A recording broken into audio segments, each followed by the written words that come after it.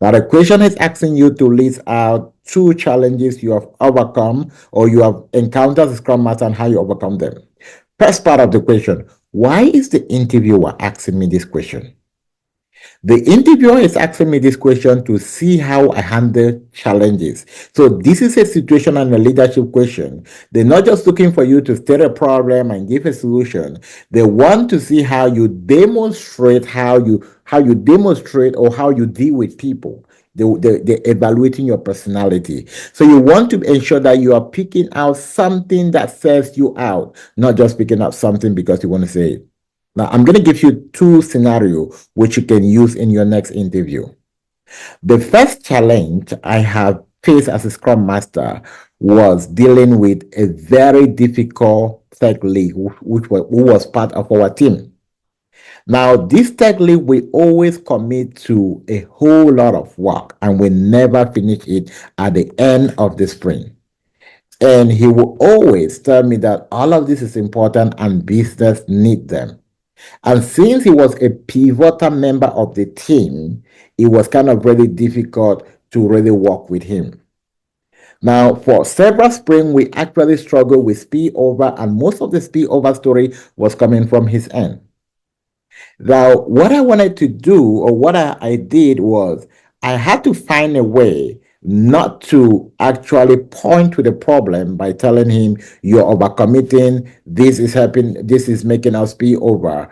Instead, I had to schedule a one-on-one with him and evaluate the major challenges we are facing as a team. So I pulled up my dashboard. I said, okay, Mr. Mark, please, I want us to have a one-on-one meeting to evaluate the situation of the team. Now, when I got there, I presented our team data to Mark. I was like, oh, Mark, look at some of the challenges we are facing as a team. What do you think we can do to overcome these challenges? And Mark says that, oh, when we look at our dashboard, we see that we're spilling over, and this is what is affecting our output. So I think we should be able to reduce the number of stories we are taking in a sprint. Like, okay, Mike, do you want us to set up something that we can use as a standard so we can guide other team members, especially those who are coming in new, so that they understand maybe a limit of the story we should take, and also this will help us report effectively to management? And Mike said, well, sure. And what's the good number for you like? Mike said, looking at the way other team members are building, I think if we take an average of 8, it's going to be good. All right. Will you want us to bring this up into our next retrospective so that we can have everyone buy in? That's a great idea. Now, I did not just bring this up on the retrospective, I introduced it with the person who was like a major challenge, right? He was thinking everything is important. But when I presented the situation to him, not as a personal problem, but as a whole team problem, he was able to look at it from a different side. Now we took it to our retrospective as a talking point. We came up with an action item that actually went into our working agreement.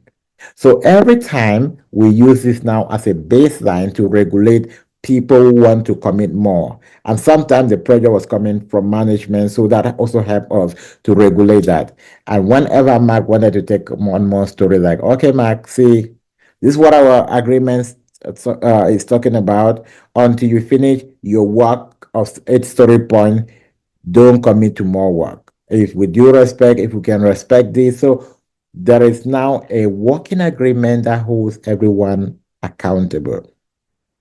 Now, the second major conflict I faced was with the whole entire team.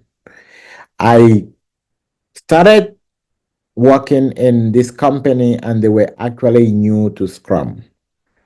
But then they were running daily stand-up, but they have not had any project management tool. They had a project management tool, Jira. The company just started implementing Jira, but the team have been doing all of their work in OneNote, and they were so reluctant in pulling the data from OneNote into Jira. And this was a very big resistance. And they told me, hey, Francis, we've been doing this for the past 10 years and we get results. And business and management is good with us. Why should we move to Jira? Just because it's a new tool, we don't see any need. Now, for me as a coach, I understand that I don't have to use authority. I have to be able to help them see the reason.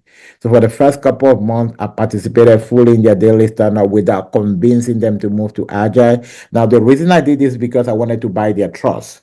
Right. Trust is about being with them, let them see what you can do, how you can support them. By the fourth week, they're like, oh, we see that you know a lot about metrics and helping us measure the work that we take. I think we want to consider looking at Jira option and see this could be really good.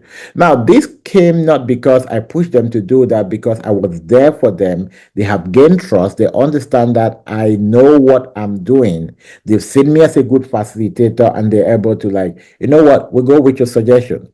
So one of the major reasons why resistance happen is because sometimes we introduce teams to the team without really proving to them that we can lead them through the chain, and because of some past experience, they're gonna be like, no, we don't want to go through this again. So these are a major important point we consider why handling resistance, and these are some of the challenges I have encountered before. All right. And then let me give you a bonus point, which is also one of the challenges I encountered in one of my team. My PO was one of the top manager in the company. And because of that, it was very difficult for us to have our sprint planning on time, and also to be able to confirm all our story, move them to the done column on time. So sometimes now we have to delay about a day to start a sprint because the PO will have to push that. Now the PO was not just the PO had both managerial power and the PO power.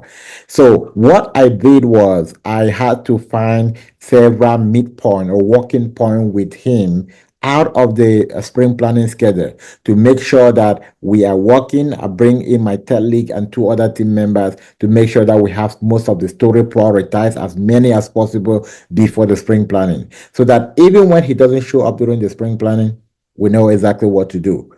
And now we also reduce our story sizes to about 2 and 3, so that team members could start finishing them as early as possible.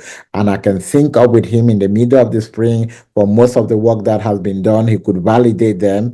And with that, we're able now to close the gap, right? We mitigated the problem because he was very busy and we could not get him full time to the team. But then he was also a very important resource we had to accommodate to align with him. All right. If you actually love these responses and you want to be part of an amazing team that will help you get a job in less than no time, we have a 180 days coaching program. We're going to hold your hand from interviewing, from interviewing, resume, preparing you, helping you go through that background check, helping you go through that first 90 days at work.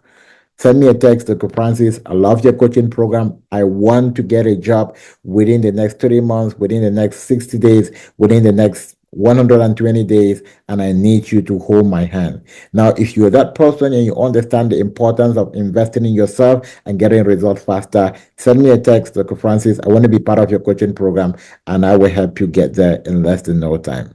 All right. Don't forget to like, share. I'll see you in my next video.